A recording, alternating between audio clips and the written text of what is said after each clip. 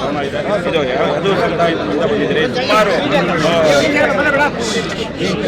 ಸಂಘಟನೆಗಳಿಂದ ಬಂದು ನಾವು ಇದು ಮಾಡಿದ್ವಿ. ಟೋಟಲ್ ಆಗಿ ಎಲ್ಲ ಶ್ರೀಕೃಷ್ಣ ಭಗವಾನರು ಇಡೀ ಪ್ರಪಂಚಕ್ಕೆ, ದೇಶಕ್ಕೆಲ್ಲ, ಹಿಂದೂಗಳಿಗೆಲ್ಲ ಎಲ್ಲರಿಗೂ ಒಂದು ಭಗವತ್ ಗೀತೆ ಸಾರನ ಅವರು ಹೇಳಿ ಇದು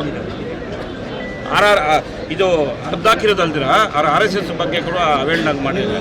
ನಾವೆಲ್ಲರೂ ಅಂಬೇಡ್ಕರ್ ಅನುಯಾಯಿಗಳೇ, ಅವರೊಬ್ಬರೇ ಅಲ್ಲ. ಅವರೊಬ್ಬರಿಗೆ ಅಂಬೇಡ್ಕರ್ ಸಂವಿಧಾನ ಬರ್ದಿಲ್ಲ, ನಮ್ಮೆಲ್ಲರಿಗೂ ಅಂಬೇಡ್ಕರ್ ಅವರು ಸಂವಿಧಾನ ಬರ್ದಿರೋದು. ಅವರೊಬ್ಬರಿಗೆ ಏನು ಪೇಟೆಂಟ್ ತೊಗೊಂಡಿಲ್ಲ ಅವರು ಅಂಬೇಡ್ಕರ್ನ, ನಾವೆಲ್ಲರೂ ತೊಗೊಂಡಿದ್ದೀವಿ. ನಾವೆಲ್ಲ ಅಂಬೇಡ್ಕರ್ ಹಾಕಿರೋ ಸಂವಿಧಾನದಲ್ಲಿ ನಾನೊಬ್ಬ ಕಂಟೆಸ್ಟ್ ಮಾಡಿದ್ದೀನಿ. ಎಲ್ಲರೂ ಇದರಲ್ಲಿ ಸಾಕಷ್ಟು ಜನ ಇದ್ದಾರೆ. ಇವರು ನಮ್ಮ ಶಬರಿ ಅವ್ರ ವೈಫ್ ಕೂಡ ಪ್ರೆಸಿಡೆಂಟ್ ಆಗಿದ್ದಾರೆ, ರಾಜ್ಯಸಭಾ ಅಧ್ಯಕ್ಷ ಆಗಿದ್ದಾರೆ. ಸೊ ಅವರೊಬ್ಬರು ಪೇಟೆಂಟ್ ತೊಗೊಂಡಂಗೆ ಮಾತಾಡೋದಕ್ಕೆ ನಮ್ಮದು ವಿರೋಧ ಇದೆ. ಫಸ್ಟ್ ಆಫ್ ಆಲ್ ನಾವು ಆರಾಧನೆ ಮಾಡೋಂಥ ಕೃಷ್ಣವ್ರನ್ನ ಹೇಳಿ ಅರ್ದಿದ್ದಾರೆ. ಅವ್ರು ಅರಿಯಕ್ಕೆ ಯಾರು ಕೊಟ್ಟರು, ಅವ್ರದ್ದು ಆಫೀಸ್ ಅದು. ಇದು ಫಸ್ಟ್ ಇದು ಮಾಡಬೇಕು. ನೀವು ಕೂಡಲೇ ಇದನ್ನೇನೋ ಒಂದು ನಾವು ಸಾಮಾನ್ಯವಾಗಿ ನಿಮಗೆ ಒಂದು ದೂರು ಕೊಡ್ತಾ ಇಲ್ಲ, ಅವ್ರನ್ನ ಗಡಿಪಾರು ಮಾಡಬೇಕು. ಇಲ್ಲ ಎಷ್ಟೋ ಸಾವಿರಾರು ಲಕ್ಷಾಂತರ ಇವತ್ತು ಕೇವಲ ಕೋಲಾರದಲ್ಲ ಅಷ್ಟೆಲ್ಲ ಇಡೀ ದೇಶದಲ್ಲಿರೋ ಜನಗಳಿಗೆ ನೋಡ್ಕೊಂಡು ನಮ್ಮ ಫೋನಲ್ಲಿ ಆಗ್ತಿದ್ದಾರೆ ಎಲ್ಲ ಕಡೆಯಿಂದ. ಈ ಥರ ನಮ್ಗೆ ನೋವಾಗ್ತದೆ, ನೀವೇನು ಕಡಲೆಪುರಿ ತಿಂತಾ ಇದ್ದೀರಾ ಕೋಲಾರದಲ್ಲಿ ಅಂತ.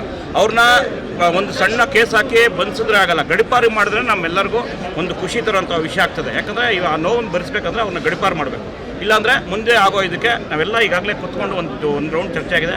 ನಮ್ಮ ಪೊಲೀಸ್ ಇಲಾಖೆ ಮೇಲೆ ನಮ್ಗೆ ಅಗಾಧವಾದಂಥ ಗೌರವ ಇದೆ. ಯಾಕಂದರೆ ಮೊನ್ನೆ ನಡೆಸ್ಕೊಂಡು ಒಂದು ಪರ್ಸೆಂಟ್ನಲ್ಲಿ ತುಂಬಾ ಮುತುವರ್ಜಿ ಕಾರ್ಯಕ್ರಮ ಸಕ್ಸಸ್ ಮಾಡೋದ್ರಲ್ಲಿ ಮೇಜರ್ ಆಗಿ ನೀವು ಕಾರ್ಯನಿರ್ವಹಿಸಿದೆ. ಇದರಲ್ಲಿ ಕೂಡ ಅಷ್ಟೇ ಏನೋ ಒಂದು ಬಂದಿದ್ದಾರೆ ಕೊಟ್ಟಿದ್ದಾರೆ ಅನ್ನೋದು ಬಿಟ್ಟು ದಯವಿಟ್ಟು ನಾವು ನಿಮ್ಮ ಕೈ ಮುಗಿದು ಕೇಳ್ತೀರಿ, ಅವ್ರನ್ನ ಗುಂಡ್ ಆ್ಯಕ್ಟಲ್ಲಿ ಬಂಧಿಸಿ ಕೋಲಾರದಿಂದ ಆಚೆ ಕಳಿಸ್ಬೇಕು. ಇದು ಸರ್ ನಮ್ಮೆಲ್ಲರದು ಒತ್ತಾಯ.